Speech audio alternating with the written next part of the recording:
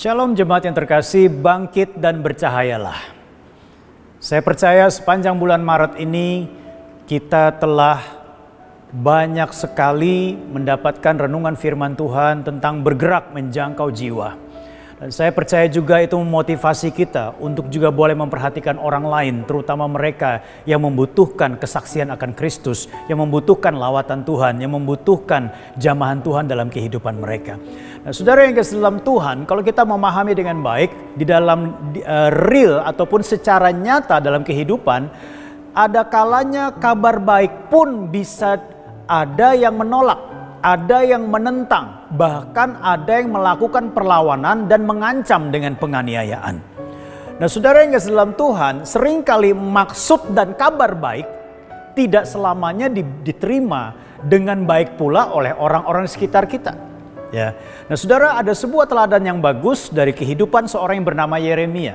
Ya, Yeremia ini adalah seorang nabi yang penuh dengan ratapan dalam kehidupannya. Banyak hal yang dia alami ketika dia memberitakan suara Tuhan kepada bangsanya. Tetapi kita bisa memahami dengan baik apa yang Yeremia lakukan, walaupun mungkin dihitung dari hasilnya tidak sepadan dengan penderitaan yang dia hadapi, tetapi kita bisa melihat bahwa tetap ada maksud Tuhan yang terlaksana melalui kehidupan Yeremia. Kita akan baca di dalam Yeremia pasal 5 ayat 23 sampai dengan 24.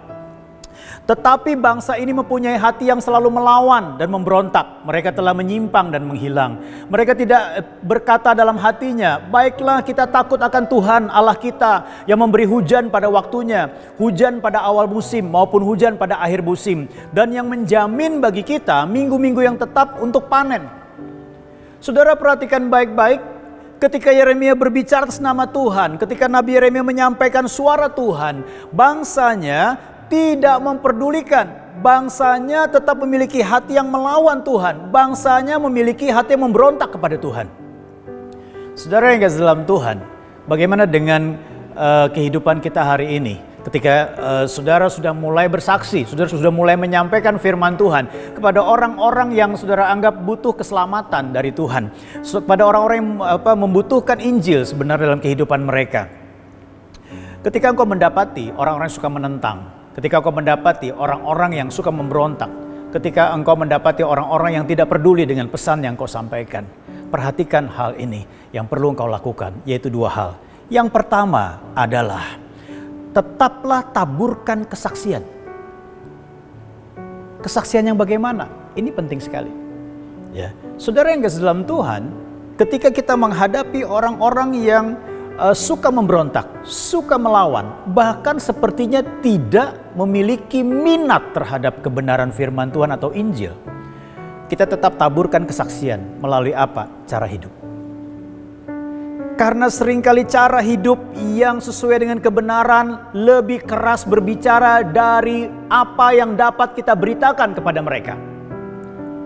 Dan saudara yang kasih dalam Tuhan, seperti dalam 1 Petrus 2 ayat 12 dikatakan begini, milikilah cara hidup yang baik di tengah-tengah bangsa-bangsa bukan Yahudi, supaya apabila mereka memfitnah kamu sebagai orang durjana, mereka dapat melihatnya dari perbuatan-perbuatanmu yang baik dan memuliakan Allah pada hari Ia melawat mereka. Artinya di sini berbicara tentang apa? Taburkanlah kesaksian melalui cara hidup yang baik, sehingga cara hidup yang baik ini menjadi sebuah contoh, menjadi sebuah hal yang dapat dilihat, menjadi sebuah hal yang dapat dibaca oleh orang-orang sekeliling kita, bahwa kita sedang melakukan kebenaran. Nah, saudara yang kasih dalam Tuhan, saya percaya setiap taburan melalui cara hidup yang baik dan benar sesuai dengan kebenaran firman Tuhan tidak akan pernah sia-sia. Hal yang kedua yang perlu kita lakukan adalah taburkanlah doa. Taburkanlah doa untuk orang-orang yang suka memberontak, untuk orang-orang yang menolak berita Injil, untuk orang-orang yang suka melawan, yang tidak mau mendengar berita Injil. Kenapa saudara? Karena mengubah hati orang harus melibatkan peran Tuhan di dalamnya. Saudara, kalau kita bisa melihat ada banyak orang mengeraskan hati, tetapi juga ada banyak orang yang tadinya mengeraskan hati, sekarang diubahkan oleh Tuhan menjadi pengikut Kristus yang militan. Kenapa saudara? Ada orang-orang yang berdoa, ada orang-orang yang memohon kepada Tuhan supaya ada lawatan Tuhan terjadi. Saudara yang kasih dalam Tuhan, tadi seperti dalam Petrus tadi dikatakan bahwa biarlah cara hidup yang baik itu menjadi konfirmasi pada saat orang itu dilawat oleh Tuhan. Nah saudara yang kasih dalam Tuhan, berarti ada peranan Tuhan di sini yang kita butuhkan supaya orang boleh mengalami jamahan Tuhan, diubahkan dan juga menerima kebenaran firman Tuhan dalam hidupnya. Saudara yang kasih dalam Tuhan, mari kita boleh bersaksi, bergerak, menjangkau jiwa melalui dua hal ini. Teruslah taburkan kesaksian melalui cara hidup yang baik dan benar. Dan yang kedua, taburkan doa karena peranan Tuhan sangat penting untuk mengubah dan menghidup manusia dan juga untuk menjamah setiap hati walaupun hati itu suka memberontak. Karena Tuhan yang memegang setiap hati orang dan Tuhan tahu bagaimana cara mengubahkan setiap orang dan menjamah setiap orang. Tuhan Yesus memberkati. Mari kita berdoa. Bapa di surga, biarlah Tuhan hari ini ketika Engkau perhadapkan kami dengan orang-orang yang suka melawan atau memberontak atau tidak memperdulikan kabar yang kami beritakan. Biarlah kami tetap dapat bersaksi melalui cara hidup yang baik dan benar.